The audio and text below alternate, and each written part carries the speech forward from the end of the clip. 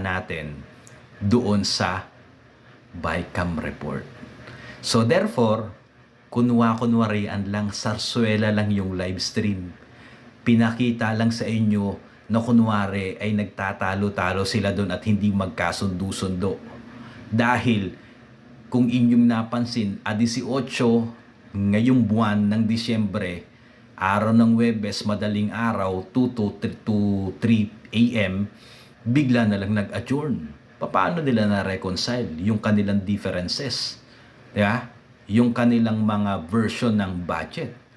Tapos walang BICAM report. Asan yung BICAM report? At ang gagawin po kasi dyan sa BICAM report na yan, pipirmahan yan at yan ang iraratify at yan ang ipapadala sa Malacanang para maging GAA. Yung final report.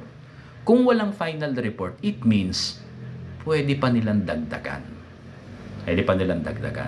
At supposedly, dapat yung mapansin na yung yung pong ratification ng final ng BICAM report ay dapat iraratify nila sa 22 nitong nakaraan. 22. Ngayon 25 na ngayon Kung magte-26 na, madaling araw na. Pero alam nyo ba kung sino ang humirit sa Kongreso na ipagpaliban ang ratification at gawin sa 29? Walang iba kundi si Sandro Marcos.